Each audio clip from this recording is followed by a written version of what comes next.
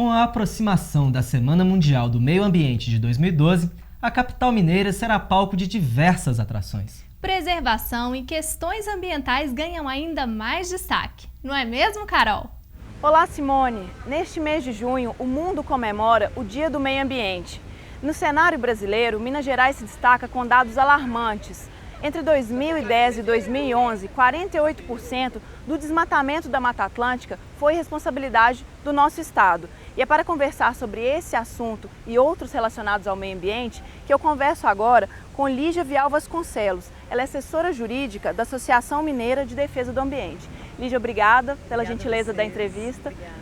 E nós acabamos de citar esses dados alarmantes, né? 48% do desmatamento corresponde ali a 6 mil hectares, um pouco mais de 6 mil hectares.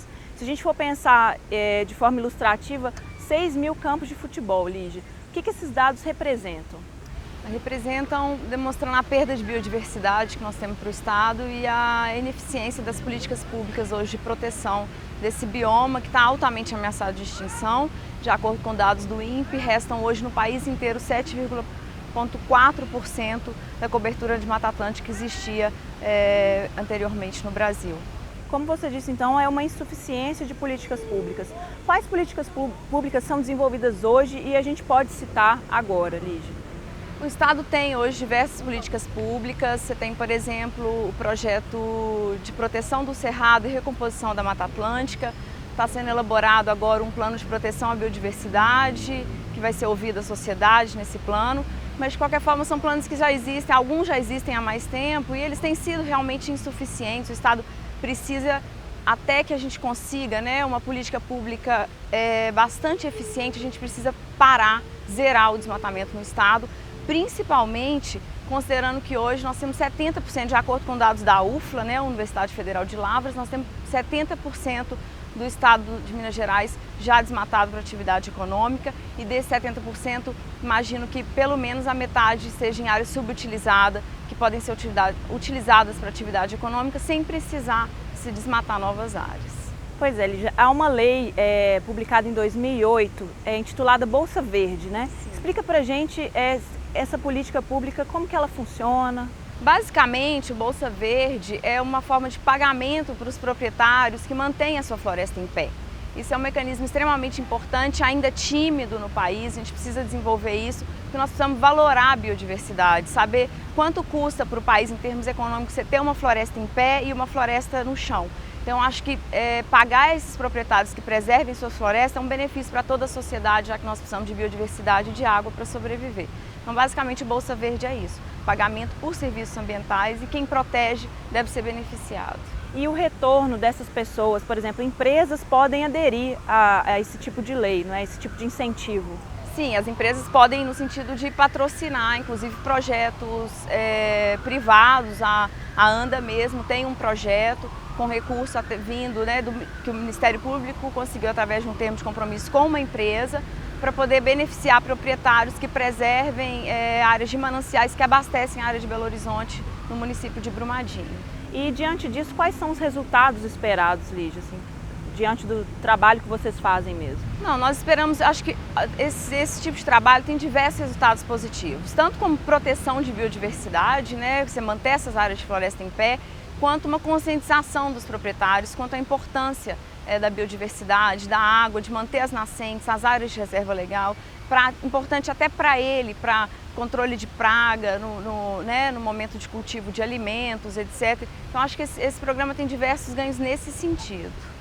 E pegando carona um pouquinho no que você falou, proteção, por exemplo, de mananciais, de nascentes, há uma outra iniciativa que é a Lei de Compensação Ambiental. Esse assunto está muito dentro disso, não é, Lígia? Sim.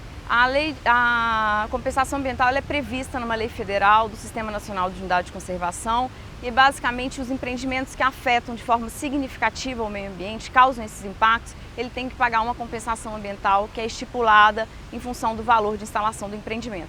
Minas Gerais agora está começando a recolher essa compensação ambiental e, de acordo com a lei, ela tem que ser inteira destinada à unidade de conservação, tanto implantação das unidades quanto estudos para a criação de novas unidades. É uma lei importantíssima, considerando que o Estado nunca, apesar da briga de ambientalistas de anos, nunca considerou no orçamento, no plano orçamentário do Estado, dinheiro significativo para a implantação dessas unidades de conservação. Então a compensação agora ela vai suprir essa lacuna deixada pelo Estado. A gente entende que não deve ser a única fonte de recurso, mas atualmente é e vai ser muito importante, considerando que Minas Gerais hoje tem menos de 2% de áreas protegidas e estudos demonstram que o ideal seria no mínimo 10% de áreas protegidas. E como que as empresas, as iniciativas privadas veem esse tipo de política? Olha, agora, no início, a Federação das Indústrias de Minas Gerais combateu muito a questão da compensação ambiental. A CNI, né, ela entrou com uma ADIM, uma ação direta de inconstitucionalidade contra esse dispositivo da lei federal, mas o STF julgou constitucional, ou seja, a compensação já está definida, ela deve sim ser paga.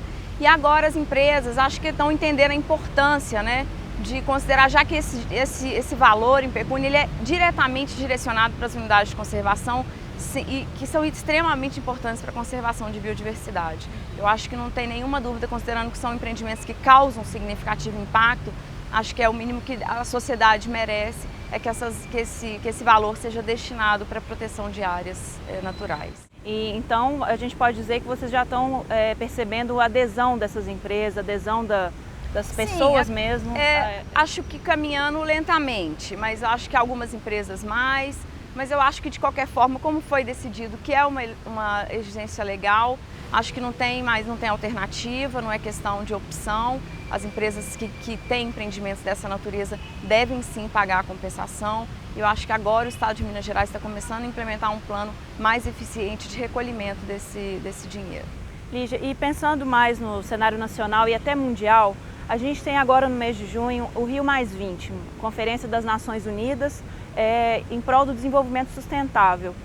Como que você acha que eventos como esse, eles podem ajudar não só as empresas, mas também ao cidadão poder avaliar o meio ambiente, ter consciência do papel dele na sociedade? Eu acho que eventos como a Rio+20 são muito importantes. Eu acho que ainda falta saírem políticas mais concretas desses eventos para a proteção de biodiversidade. E acho que o Brasil sediar esse evento é muito importante, principalmente nesse momento, né, de aprovação de mudanças no Código Florestal, mudanças para piorar a situação da biodiversidade no Brasil. Eu acho que é importante que os países e a sociedade tenham conhecimento dessa política pública, né, no país inteiro para a questão da biodiversidade, que eu acho que isso realmente vai representar um regresso muito grande, né, para a proteção do que resta de vegetação natural. E eu acho que é importante, a população tem que começar a perceber a importância da biodiversidade na preservação da vida humana e das outras formas de vida, né? Eu acho que isso é importantíssimo, nós temos que começar a fazer discussões amplas quanto à questão de consumo consciente, afinal o que gera exploração econômica é o consumo. Temos que fazer discussão de controle de natalidade, se aumentar significativamente, né, a quantidade de gente no planeta, independente de políticas públicas, nós sabemos que os recursos naturais não vão dar conta. Então acho que é hora esses eventos servem, né, para que comece uma conscientização mundial da importância da preservação ambiental, tanto para a vida humana quanto para outras espécies de vida no planeta. Ótimo, Lígia. É bom que a gente já vai se preparando para esses eventos, né, para ter consciência, porque muito se fala, mas a gente também tem que fazer o nosso papel. Claro, isso é fundamental. Acho que cada um tem que entender que é uma ação do dia a dia que vai resultar no final em proteção de meio ambiente.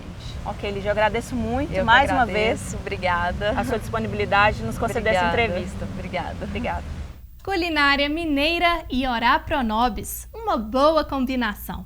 Protagonista em diversas receitas, a planta rica em nutrientes faz bem à saúde e movimenta o turismo em cidades históricas como Sabará. Ora Pronobis, planta rica em nutrientes e popular na culinária mineira. O nome vem do latim e significa rogai por nós. Em Sabará, cidade de 126 mil habitantes, na região metropolitana de Belo Horizonte, o Ora Pronobis é destaque, não somente nos quintais dos casarões históricos, mas como fonte de renda para muitos moradores.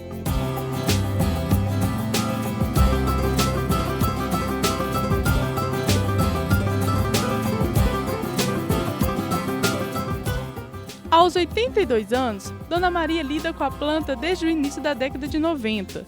Começou vendendo ora pronobis em saquinhos pela cidade e hoje é proprietária de um restaurante com diversos pratos que leva a planta como ingrediente principal. Foi muito importante, foi muito bom para mim, melhorou muito a minha vida, melhorou a vida de muita gente aqui, porque eu dei serviço, eu montei o restaurante, dei serviço para muitas pessoas aí, que começaram aqui, hoje estão com bons empregos.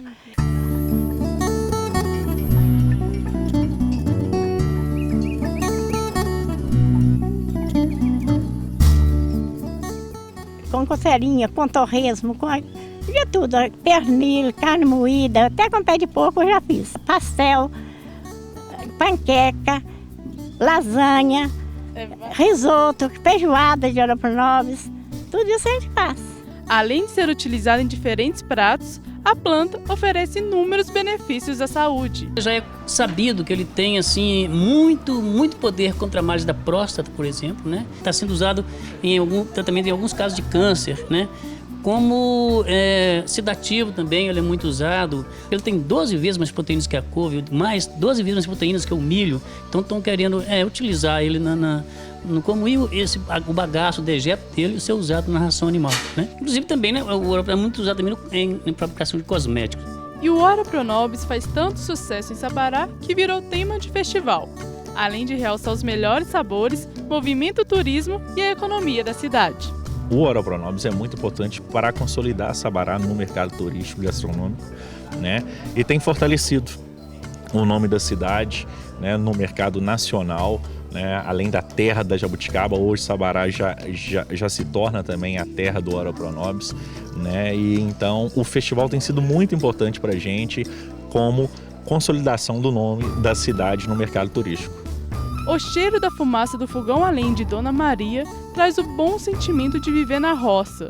Um ambiente tranquilo e acolhedor, que dá vontade de ficar quietinho, como todo mineiro gosta.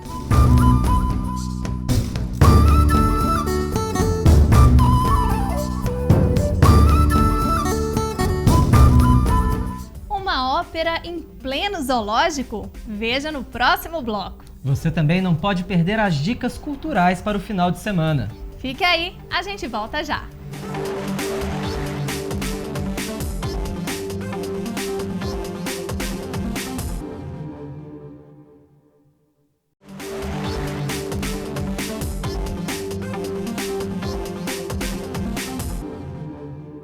De acordo com a Organização Mundial de Saúde, a depressão é um dos distúrbios que mais afeta pessoas no mundo. O número de pessoas que desenvolvem a doença ultrapassa os 120 milhões. E o Brasil amarga a primeira colocação entre os países mais afetados, com quase 11% da população sofrendo de algum grau da doença. No ponto de vista de hoje, a artista e filósofa Márcia Tiburi faz uma reflexão acerca da doença no Brasil, a indústria farmacêutica e a relação delas com a depressão.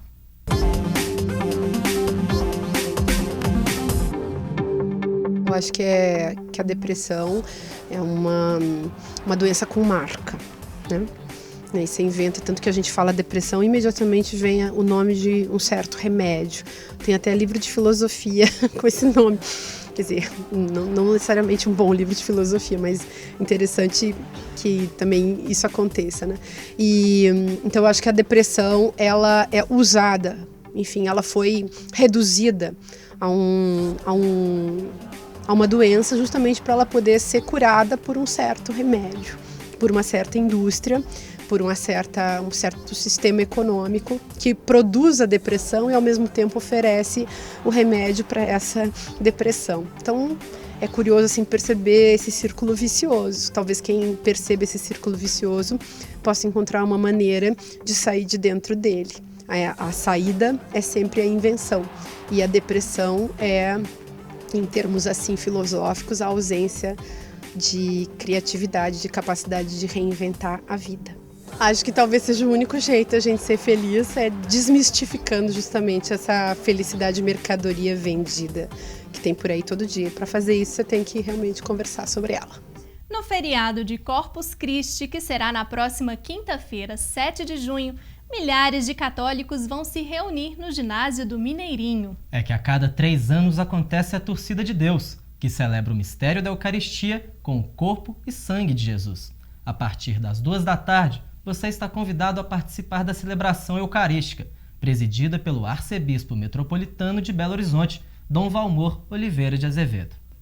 Durante o dia também estão programadas apresentações musicais. Os ingressos estão sendo distribuídos nas paróquias da Arquidiocese de BH. Mais informações pelo site que está na sua tela. Democratizar a arte ao ar livre, bem próximo ao público. Essa foi a proposta da montagem inusitada da ópera Madame Butterfly, em Belo Horizonte. Dos palcos do teatro, o espetáculo passou para os jardins do zoológico da cidade. Veja como nessa reportagem. Quando você pensa em zoológico, o que vem à mente? Geralmente são esses atrativos que levam crianças e adultos a escolherem o passeio. Mas imagine escurecer tudo de repente. E o som dos animais dá lugar aos acordes da música clássica. Uma ideia de trazer essa ópera, uma ópera mundialmente conhecida, uma das mais populares, que é a ópera Madame Butterfly, num cenário já pronto e nisso, num processo de experimentação, numa nova relação do público com a ópera e também, ao mesmo tempo, fortalecendo esse espaço importante de Minas Gerais. A Butterfly trata de um tema comum na época que o Japão se abriu para o Ocidente, que foi a ida de alguns americanos para lá. E esses americanos eles se envolviam com as japonesas por um contrato de casamento, muitas vezes por compra, e eles não se importavam muito em deixar essas japonesas lá e voltarem para os Estados Unidos.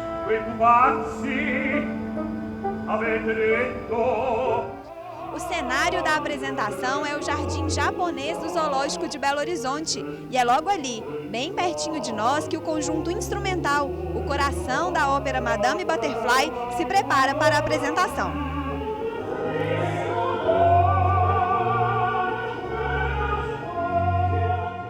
O maestro, ele tem a função de unir a todos na mesma energia, no mesmo tempo.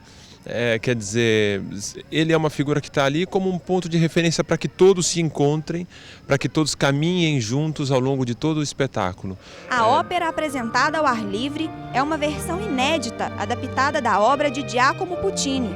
Da trágica história de amor entre a geisha Butterfly e o americano Pinkerton, participam 16 cantores do Coral Lírico de Minas Gerais.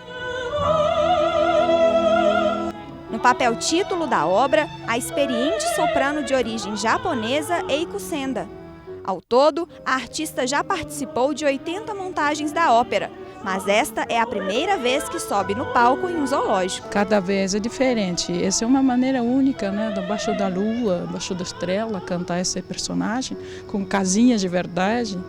Eu acho máximo e agradeço muito com as pessoas da Fundação e do Zoológico, da Belo Horizonte, todo mundo que está querendo assistir abaixo desse frio, né? É super adequado porque é um cenário perfeito. É um cenário que se a gente fosse construir no teatro, gastaria-se milhões para fazer algo parecido e ainda assim seria falso, né? Com água, sem árvores, sem o céu. Então é bacana porque é um ambiente, mesmo feito pelo homem, natural, né?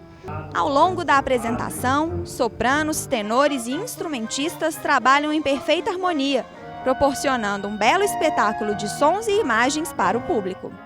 Essa oportunidade de vir e assistir a Madame Butterfly ao ar livre aqui nesse local também foi uma ideia maravilhosa e de acesso fácil para todo mundo, ou de carro, ou de ônibus. A maioria das óperas, o melhor dela é você ver de longe, você vê o cenário, vê a história toda. Eu acho a ópera fantástica. Uma das melhores maneiras de se contar uma história é a ópera.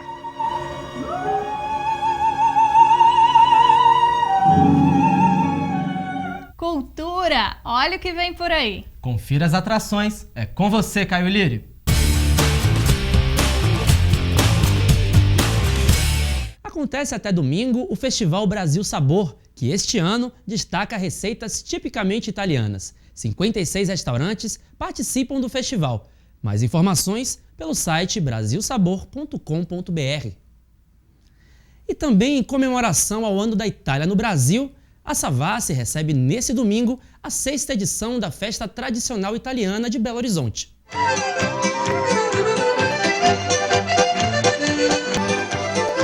A Avenida Getúlio Vargas será transformada em um pedacinho da Itália.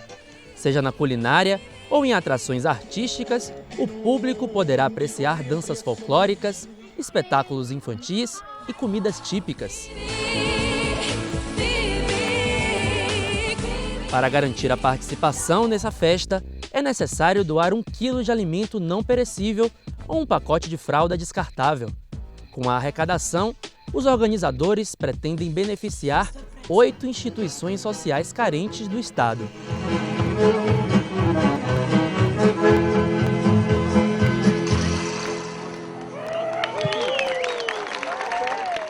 E pelo visto, as comemorações italianas não param por aqui. Tem o espetáculo Paracassotia da companhia italiana Bottega.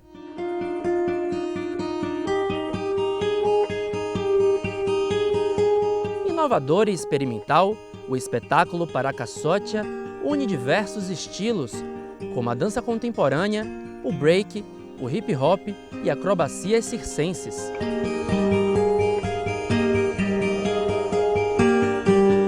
No palco, os dançarinos modernizam a ópera e aproximam o público jovem do universo lírico italiano.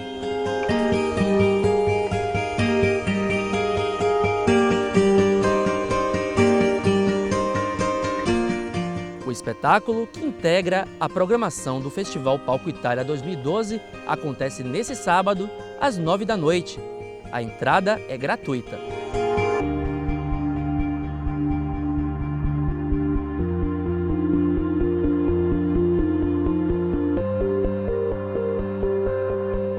Nas artes cênicas, o Galpão Siniorto traz a 13ª edição do Festival de Cenas Curtas.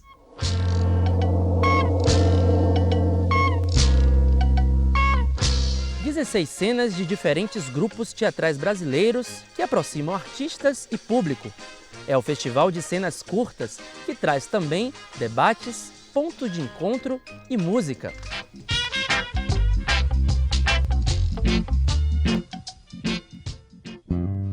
A festa de encerramento, que já é uma tradição, acontece no domingo. Confira a programação completa no site que aparece aqui na tela.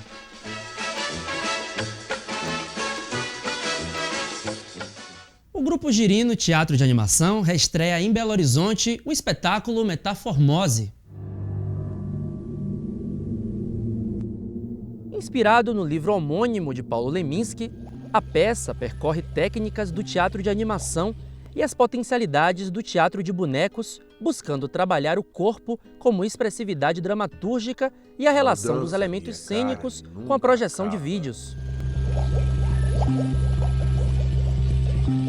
Em cena, além de projeções em vídeo, o espetáculo percorre também a linguagem do universo expressionista e dialoga com elementos da op art. As apresentações acontecem no Centro Cultural da UFMG, sábado às 9 da noite e domingo às 8.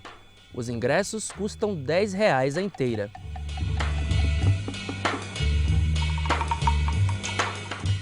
E no final de semana, as opções de cinema estão com tudo, não dá para perder.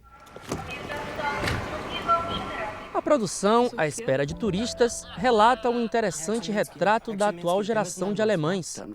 O drama conta a história de um jovem que sai de Berlim para prestar serviços comunitários na Polônia.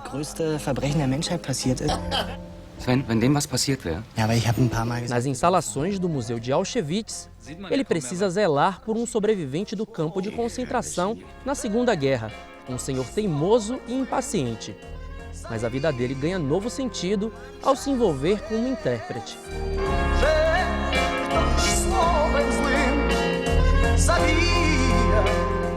Mirror on the wall. Who is fairest of them? No filme Branca de Neve e o Caçador, o destemido Eric é contratado pela rainha Má Ravenna, interpretada pela atriz Charlize Theron, para encontrar a enteada dela, a bela Branca de Neve, vivida pela atriz Kristen Stewart. That is none of your concern. If I refuse? Quando o caçador descobre que, na verdade, a rainha quer matar a donzela, ele ajuda a Branca de Neve a escapar das ameaças da madrasta. Black as night. My dear Snow White. E a música invade os palcos da capital. Olha só. Coração diz não, mas meu bloco vai pra rua só pra ver você passar. A cantora Antônia Adnet faz show de lançamento do novo álbum Pra Dizer Sim. A compositora e violonista vai mostrar composições autorais e regravações de grandes nomes da música popular brasileira, tudo com um toque delicado, que é uma das marcas no trabalho da cantora. Mas eu quero menos, posso ter toda. A apresentação acontece no domingo, às 11 da noite, no Museu da Pampulha. A entrada custa R$10 a inteira.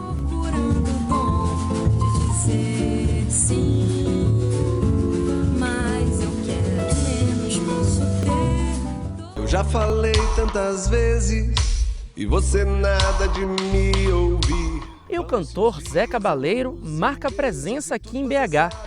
Ele vai presentear o público mineiro com um novo show, Calma Aí Coração, que faz parte da turnê de lançamento do 9º CD. Nunca pra eu não morrer, nem vou ir tão mais além do chão.